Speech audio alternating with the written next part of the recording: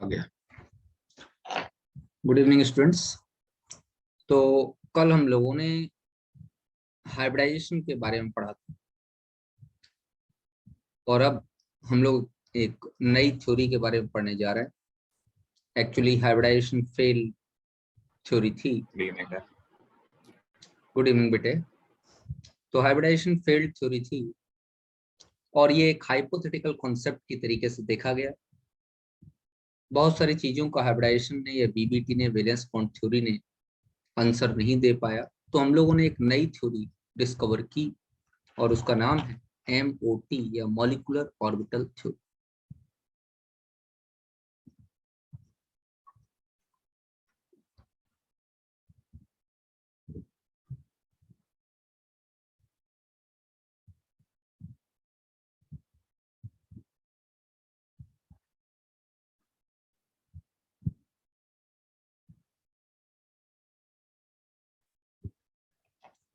क्या कह रही है? पहली बात,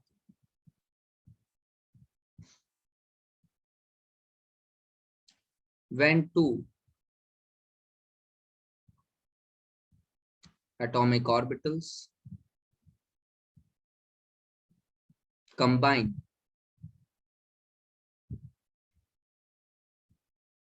they form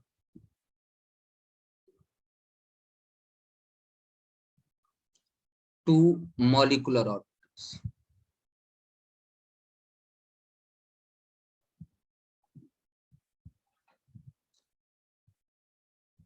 One having lower energy is known as bonding molecular orbital,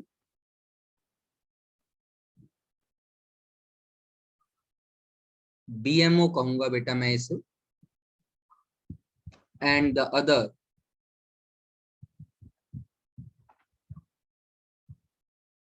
having higher energy known as anti-bonding molecular orbital.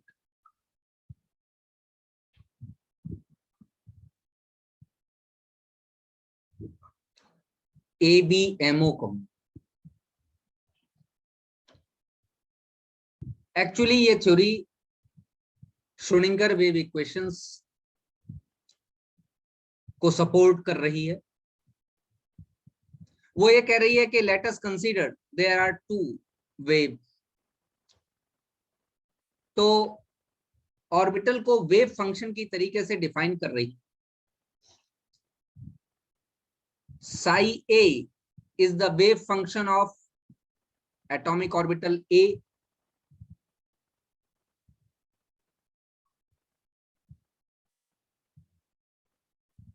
Wave function of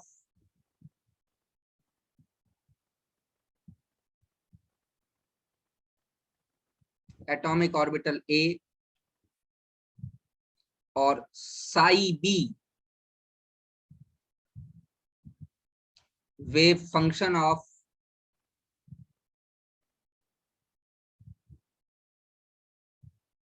atomic orbital B. A और B दो atomic orbital है। psi a से define हो रही है, represent हो रहा है A का एटॉमिक ऑर्बिटल, और psi b से रिप्रेजेंट हो रहा है B का एटॉमिक ऑर्बिटल। ऊपर वाली ये तीन लाइनों में क्या कहा गया, इसको समझने के लिए जरा नीचे इन दोनों चीजों को समझिए। अगर मैं वेव फंक्शन की बात करूं और psi a को इस तरीके से दिखाऊं,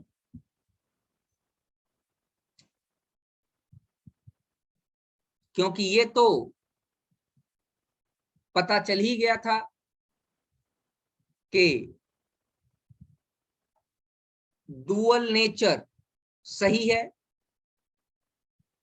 particle nature as well as a wave nature. तो ये दो वेव फंक्शन को दिखा, दो एटॉमिक ऑर्बिटल्स की वेव को डिफाइन हो रहा है। ये दो वेव फंक्शन, एक साई ए है और एक साई बी। थोड़ा सा एटॉमिक स्ट्रक्चर याद कीजिए। हम लोगों ने, या हमको ये बात मालूम है कि जो साई है उसका खुद का कोई सिग्निफिकेंस नहीं है, वो सिर्फ वेव मोशन का एक रिप्रेजेंटेशन। अगर सिग्निफिकेंस देखना है तो हमको स्क्वायर करना पड़ेगा, और हमने ये पढ़ा है एटॉमिक स्ट्रक्चर में कि साई स्क्वायर का मतलब है कि ये डिफाइन करेगा probability of finding the electron, electron की प्रोबेबिलिटी।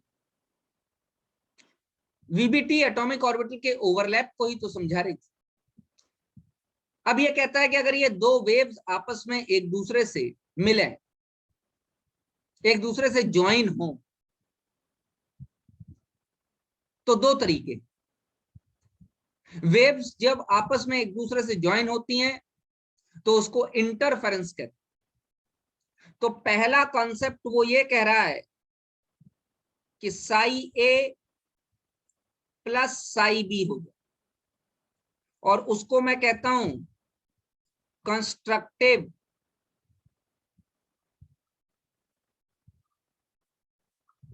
इंटरफेरेंस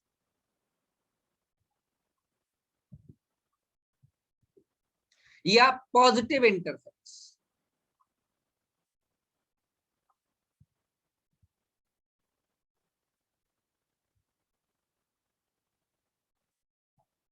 और इस केस में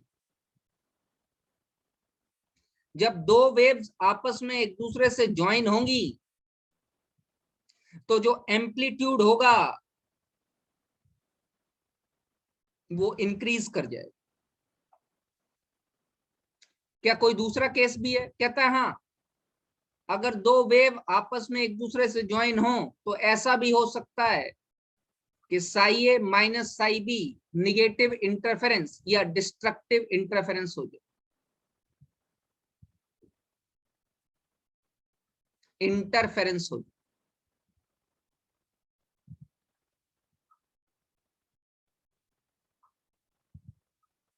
और उस केस में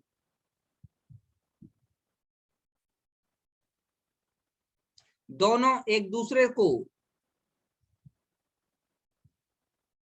कैंसल आउट कर, अगर दोनों का एम्पलीट्यूड बराबर है तो लगभग स्ट्रेट लाइन है। अगर थोड़ा किसी का ज्यादा है किसी का कम है और डिस्ट्रक्टिव इंटरफेरेंस हो रहा है तो थोड़ा बहुत अमाउंट बचेगा। तो साइंटिस्ट यही बात करना चाहता है कि या तो कंस्ट्रक्टिव इंटरफेरेंस हो रहा है, पॉजिटिव इंटरफेरेंस हो रहा है, या निगेटिव इंटरफेरेंस होता है। वेव्स दो तरीके से ज्वाइन हो सकती। तो अगर दो तरीके से ज्वाइन हो सकती हैं तो दो तरीके के मॉलिक्यूलर ऑर्बिटल की फॉर्मेशन कर सकती। एक मॉलिक्यूलर ऑर्बिटल जिसकी एनर्जी कम है, हैविंग लोअर एनर्जी। मैं एक हाइलाइटर ले ले रहा हूं। जिसकी लोअर एनर्जी है उसको हम बॉन्डिंग मॉलिक्यूलर ऑर्बिटल कहेंगे। अभी वेव वाली बात कंप्लीट नहीं हुई, जितनी हो गई है उतनी मैं समझाई दे रहा हूं, अभी मैं आगे बताऊंगा। और जिसमें एनर्जी हाई होगी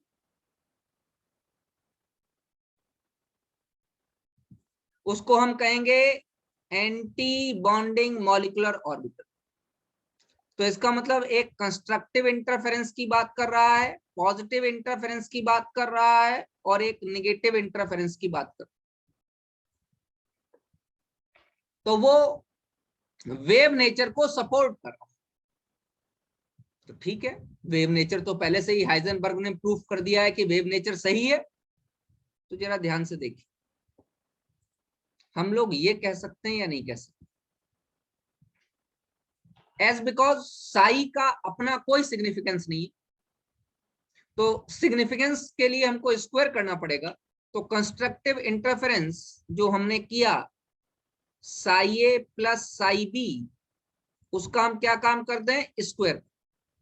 तो मैथमेटिक्स लगाओ, क्या हो जाएगा, psi A square plus psi B square plus 2 psi A psi B. बोलो भैया, थोड़ा सा ध्यान दीजिए।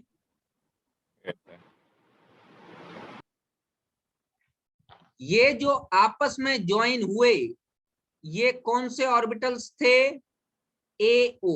एओ मतलब एटॉमिक ऑर्बिटल्स। इनके कंस्ट्रक्टिव इंटरफेरेंस से जो बना वो क्या बना, मॉलिक्यूलर ऑर्बिटल, एमओ। ठीक है, जो एमओ बने उनकी energy 2 psi A psi B कम थी, इसलिए हमने इतना और ऐड किया जिससे कि इक्वेशन बैलेंस हो। तो ये जो मॉलिक्यूलर ऑर्बिटल बने, ये बने, मैं इनको यहां पर लिख सकता हूं बीएम, बॉन्डिंग मॉलिक्यूलर ऑर्बिटल्स, जो कंस्ट्रक्टिव इंटरफेरेंस से बने। और energy of BMO is 2 psi A psi B less than the atomic orbitals from which they are formed। मेरे हिसाब से बात समझ में आ गई होगी। यस। ये बॉन्डिंग मॉलिक्यूलर ऑर्बिटल बने जिनकी energy 2 psi A psi B कम थी, किससे, एटॉमिक ऑर्बिटल से जिनसे वो बनी। और ये इंटरफेरेंस कंस्ट्रक्टिव इंटरफेरेंस को रिप्रेजेंट कर। अब जरा डिस्ट्रक्टिव इंटरफेरेंस की भी बात कर लेते हैं।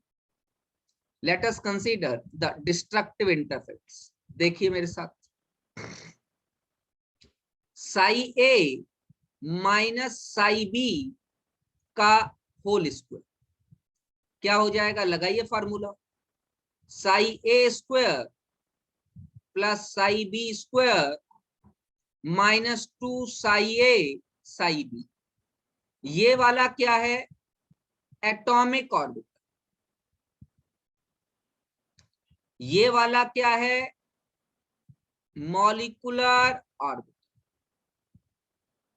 इनकी एनर्जी ज्यादा हो गई, कितनी, 2 साई ए साई बी ज्यादा थी, इसलिए थोड़ा इतना माइनस कर दिया जिससे कि इक्वेशन बैलेंस हो। तो ये वाले ऑर्बिटल्स क्या बने, A B M, anti bonding molecular orbitals. और energy of A B MO is 2 psi A psi B more than the AOs from which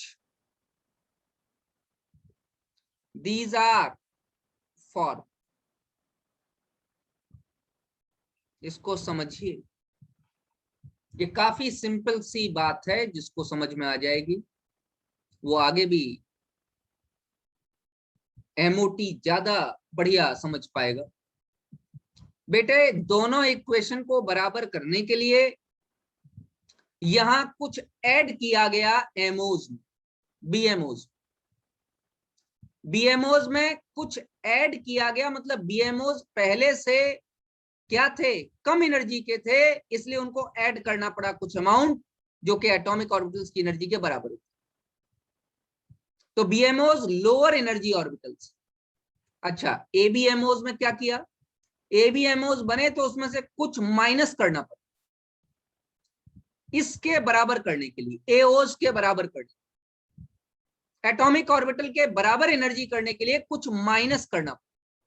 इसका मतलब एंटी बॉन्डिंग मॉलिक्यूलर ऑर्बिटल खुद में ज्यादा एनर्जी की, तो इक्वेट करने के लिए हमको कुछ माइनस करना, तो बीएमओज लोअर एनर्जी के हैं और एबीएमओज हायर एनर्जी। जब ये बने तो साइंटिस्ट ये बात जरूर कहता है कि वैलेंस बॉन्ड थ्योरी की एक बात सही है कि जब ओवरलैपिंग होती है तो वैलेंस बॉन्ड थ्योरी ये कहती है कि लगभग सेम एनर्जी वाले होने चाहिए। यहां पर भी ये बात सही, 1s का 1s के साथ, 2s का 2s के साथ ओवरलैपिंग होगा। लेकिन हाँ, ओवरलैपिंग वाली बात न देख के यहां पर वेव नेचर देखिए तो ठीक है, अकॉर्डिंग टू एमओटी वो इन वेव नेचर के इंटरफेरेंस को लेके चल रहा है इन रेस्पेक्ट टू ओवरलैपिंग। तो वो ये कह रहा है कि लगभग सेम एनर्जी के ही आपस में ओवरलैप करें, वीबीटी। तो ये भी यही कहता है कि लगभग सेम एनर्जी के एटॉमिक ऑर्बिटल्स ही आपस में कंबाइन करके इंटरफेरेंस करें, एमओटी। दूसरी बात क्या कह रहा है, अब वो ये कह रहा है कि वैलेंस बॉन्ड थ्योरी ये कहती थी कि जो मॉलिक्यूलर ऑर्बिटल्स हैं वो मोनोसेंट्रिक, कहने का मतलब दो एटॉमिक ऑर्बिटल्स आपस में कंबाइन किए, एक मॉलिक्यूलर ऑर्बिटल बना और उसका एक ही सेंटर हो जाएगा मिलने के बाद। वो कहता है नहीं, जो मॉलिक्यूलर ऑर्बिटल बनेगा वो पॉलीसेंट्रिक होंगे। ये इंपॉर्टेंट पॉइंट है, ध्यान दीजिएगा, देखो जरा ध्यान से।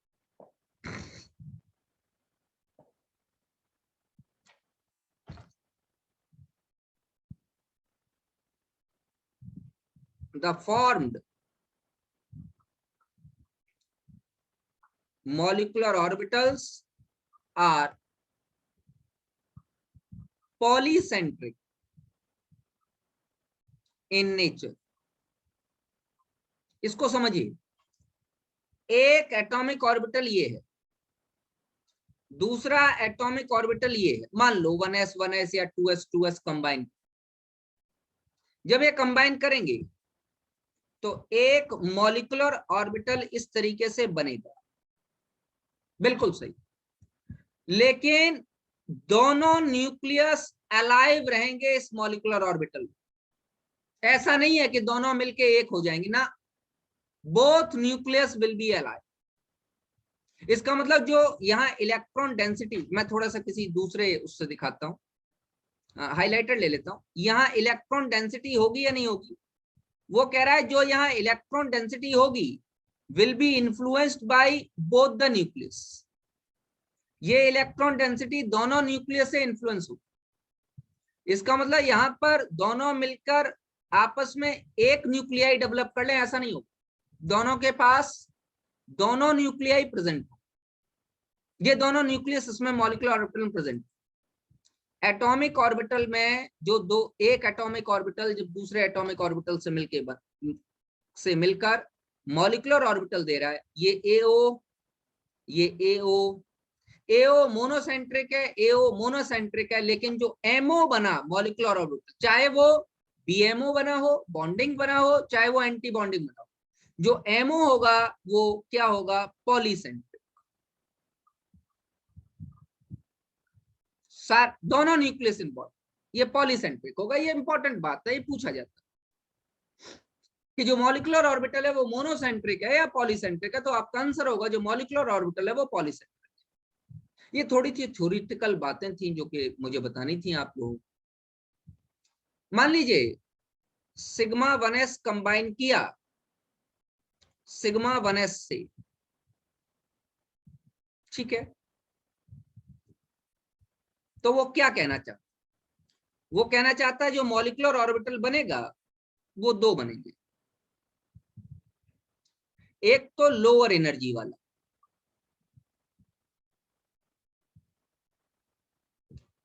जो बीएमओ कहलाएगा, एस एस से कंबाइन करके सिग्मा बनाता है, sigma 1s bonding molecular orbital. दूसरा हायर एनर्जी वाला,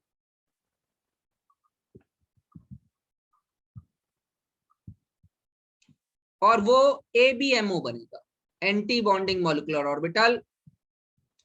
सिग्मा 1s एंटी बॉन्डिंग के लिए स्टार या एस्ट्रिक्स का यूज करें, ये दोनों बने, sigma 1s bonding, sigma 1s anti bonding. अच्छा मान लीजिए सिग्मा 2s का कॉम्बिनेशन सिग्मा 2s से हो तो भी दो बने, कौन कौन से? s तो सिग्मा ही बनाएगा,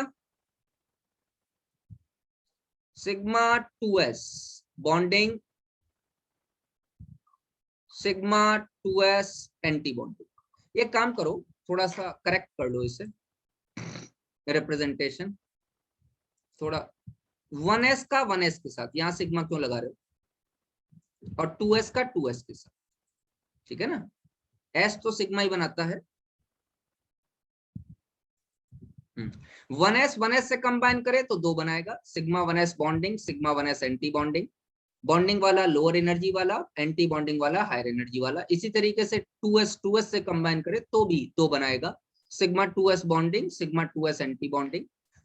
ये नीचे वाला जो लोअर एनर्जी वाला है ये BMO या बॉन्डिंग मॉलिक्यूलर ऑर्बिटल कहलाएगा, और ये ऊपर वाला जो हायर एनर्जी वाला है ABMO या एंटी बॉन्डिंग मॉलिक्यूलर ऑर्बिटल कहलाएगा। अच्छा 2p अगर 2p से कंबाइन करें तो आपको मालूम है कि 2p में 3 ऑर्बिटल प्रेजेंट होते हैं, px py pz, और p वाला मैंने आप लोगों को VBT में इस तरीके से बताया था कि एक तो हेड ऑन हेड ओवरलैपिंग से सिग्मा बनाएगा और ये दोनों पाई बनेगा।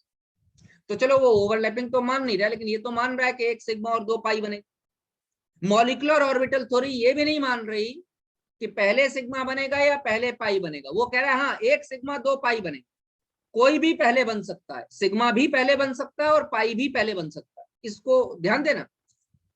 वैलेंस बॉन्ड थ्योरी ये कह रही है पहले सिग्मा बनेगा बाद में पाई बनेगी, मॉलिक्यूलर ऑर्बिटल थ्योरी ऐसा कुछ नहीं कह रही, वो कह रही है there is a wave nature, एक सिग्मा दो पाई बनेंगे ये मानता हूं, लेकिन पहले सिग्मा बनेगा फिर पाई बनेगा ये जरूरी है ऐसा कुछ नहीं, ये इंपॉर्टेंट पॉइंट है, ध्यान दीजिए।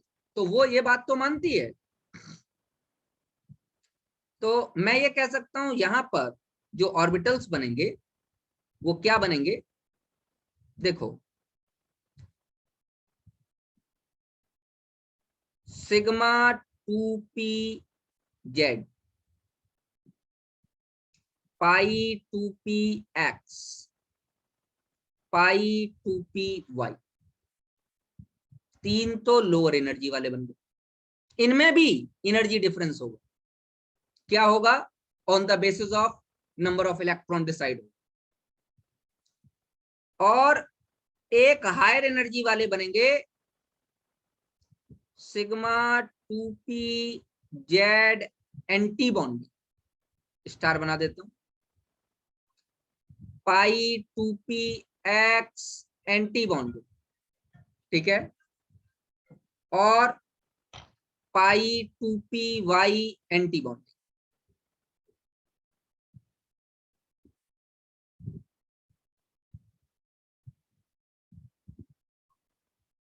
तीन एटॉमिक ऑर्बिटल्स थे, px py pz,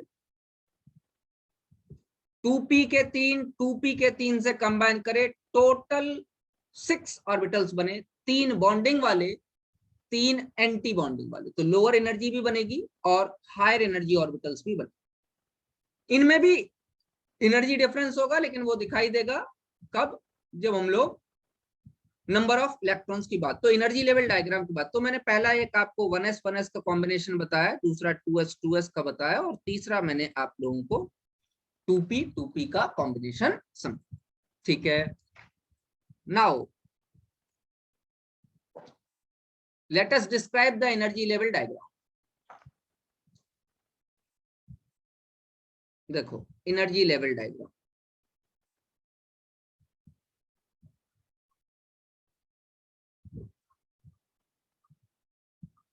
for number A, molecules having greater than 14 electrons, वो मॉलिक्यूल जिसमें 14 से ज्यादा इलेक्ट्रॉन, उनके लिए सिग्मा 1s लोएस्ट एनर्जी का, sigma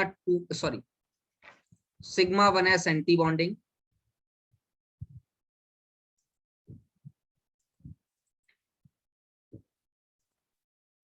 sigma 1s bonding, sigma 1s anti bonding, फिर sigma 2s bonding, sigma 2s anti bonding, फिर sigma 2pz bonding, उसके बाद पाई 2px बॉन्डिंग और पाई 2py बॉन्डिंग।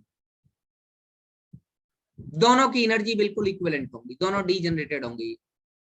और उसके बाद पाई 2px एंटी बॉन्डिंग,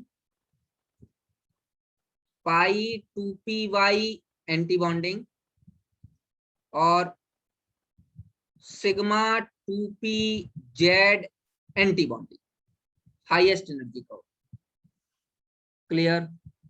ये बेटा याद रखना पड़ेगा, ये एनर्जी लेवल डायग्राम ध्यान रखना पड़ेगा। मैं यहाँ एक चीज आपको एक क्वेश्चन सा करके दिखा दूंगा। चलो मैं यहाँ एक क्वेश्चन करके दिखाऊंगा आप लोग। ये इस तरीके से मैं इसको डायग्राम को लिए ले रहा हूँ। एक छोटा सा क्वेश्चन मैं करके दिखा, आया भी हुआ है वो एग्जाम में और हम लोग करेंगे। ये ध्यान रखिएगा कि जितने भी ऑर्बिटल्स हैं वो आप जो है एनर्जी लेवल डायग्राम तो मैंने बना ही दिया, होन रूल अप्लाई होगा उनमें, filling of orbital, Pauli exclusion principle apply होगा उसमें, ठीक है ना। तो उसके अकॉर्डिंग, होन रूल के अकॉर्डिंग ही फिलिंग होगी। Filling will takes place according to Hund rule. Atomic structure का जो वेव नेचर है उसको ये मतलब वैलिड करके चल रहा है। तो वेव नेचर के जितने भी कॉन्सेप्ट्स हैं वो यहाँ पर एप्लीकेबल। वैसे तो नॉर्मल सी चीज है, फिर भी मैं लिखा दूं तो ज्यादा अच्छा होगा। पहले मैं आपको एक दो चीजें लिखा दूं। पहला, बॉन्ड ऑर्डर, बीओ लिखता हूं मैं इसको, number of bonding electron B, समझ बात आ गई नहीं आ गई, minus number of anti bonding electron A B upon 2। ये बॉन्ड ऑर्डर आएगा। नंबर दूसरा, bond order is equal to 1, उसको हम कहेंगे single bond. Bond order is equal to 2 हम क्या कहेंगे, double bond. Bond order is equal to 3 हम क्या कहेंगे, triple bond. Bond order directly proportional to third point, bond strength.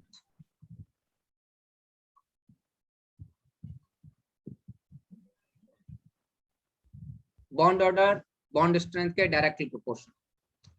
अच्छा एक चीज और लिख लो यहीं पर, बॉन्ड ऑर्डर 0, इसका मतलब bond formation is not possible. और अगर फ्रैक्शनल में बॉन्ड ऑर्डर आता है तो ये मान के चलेंगे कि जो जैसे 3.5, तो ये मानेंगे 3 बॉन्ड तो बहुत अच्छे हैं, लेकिन वो जो चौथा वाला बॉन्ड बन रहा है उसमें कुछ थोड़ा बहुत डिक्रीज है स्ट्रेंथ का। टोटल तो वो बॉन्ड ऑर्डर 3 से ज्यादा स्ट्रेंथ शो करेगा, लेकिन वो जो चौथा बॉन्ड बनने जा रहा था उसमें कुछ स्ट्रेंथ में डिक्रीज आई, तो थोड़ी सी अनस्टेबिलिटी क्रिएट हुई, ये ध्यान रखिए। तो ये जो मैंने थर्ड वाला पॉइंट लिखा है, ये हमेशा ध्यान रखिए, ये 100% ट्रू है कि बॉन्ड ऑर्डर अगर बढ़ेगा तो बॉन्ड स्ट्रेंथ हमेशा बढ़ेगी। अच्छा, तो चौथा वाला ये पॉइंट भी आपको समझ में आ जाना चाहिए कि bond strength is inversely proportional to bond length. तो इसका मतलब बॉन्ड ऑर्डर is also inversely proportional to bond length। एक ट्रिक बता देता हूं,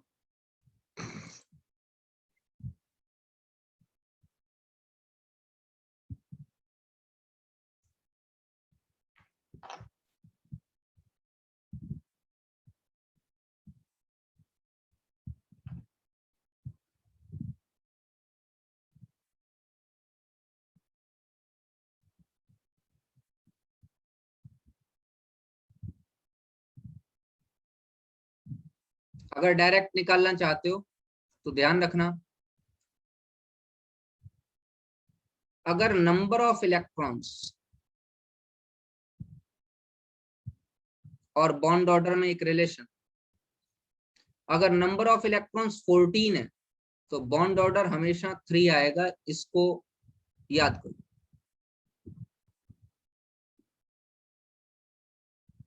अगर आप इंक्रीज करो नंबर ऑफ इलेक्ट्रॉन्स या डिक्रीज करो तो for every decrease there is A difference of 0.5, for every increase their is A difference of 0.5। कहीं पर भी कर लो, चलो ऊपर जाते हैं तो डिक्रीज करते हैं, तो 14 की जगह मान लो 13 किया तो बॉन्ड ऑर्डर 2.5 आ जाए। 14 की जगह अगर 15 किया तो भी बॉन्ड ऑर्डर 2.5 आ जाए। 16 किया तो बॉन्ड ऑर्डर 2.0 आ जाए। तो यहाँ पे 13 की जगह 12 किया तो भी बॉन्ड ऑर्डर 2.0 आ जाएगा। 17 किया बॉन्ड ऑर्डर 1.5 आ जाएगा। इसी तरीके से उधर 11 किया बॉन्ड ऑर्डर 1.5 आ जाएगा। मेरी बात समझ में आ गई? तो फॉर एवरी डिक्रीज या for every increase their is A decrease in the 0.5, bond order में 0.5 का डिफरेंस क्रिएट होगा। This is a trick for directly finding out the bond. तो अब यहाँ पर जरा ध्यान से देखिए, मैं एक दो बना के आपको दिखा रहा हूं। Late us consider that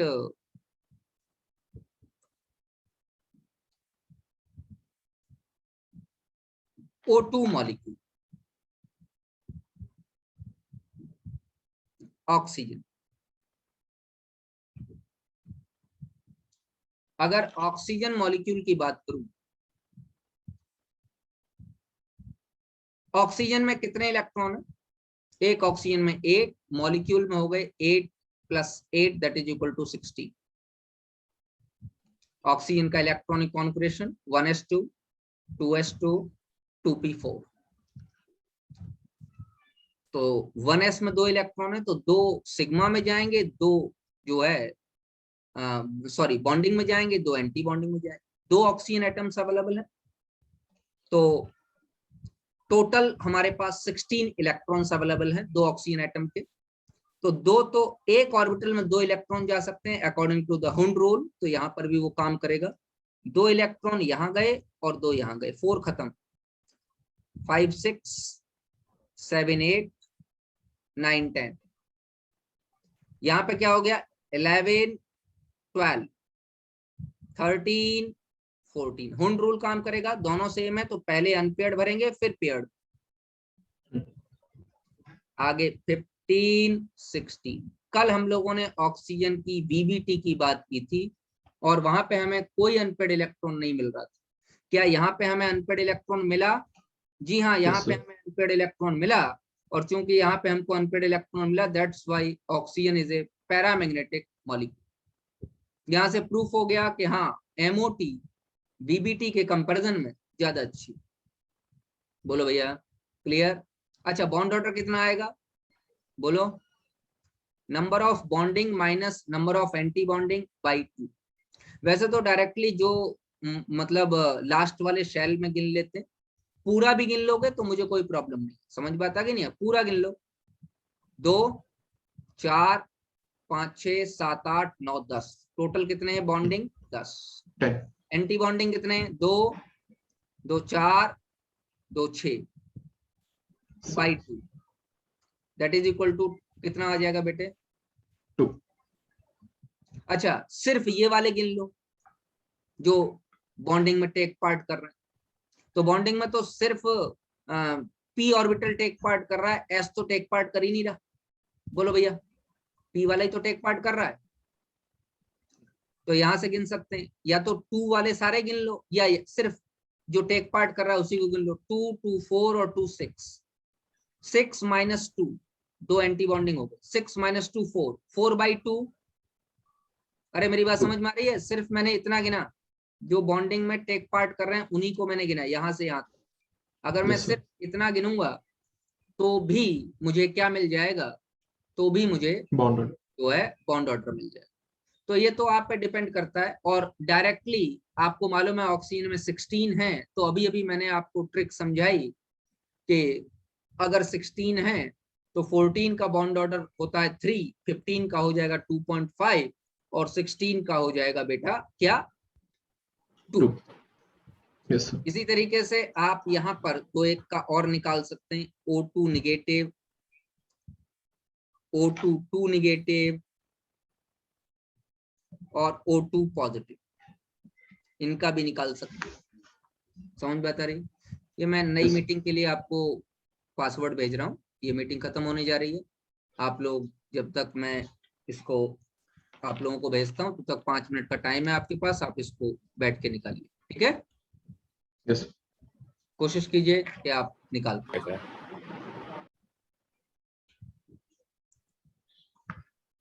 sir अगर अपन हेट्रोएटॉमिक मॉलिक्यूल लेंगे, जब भी आपके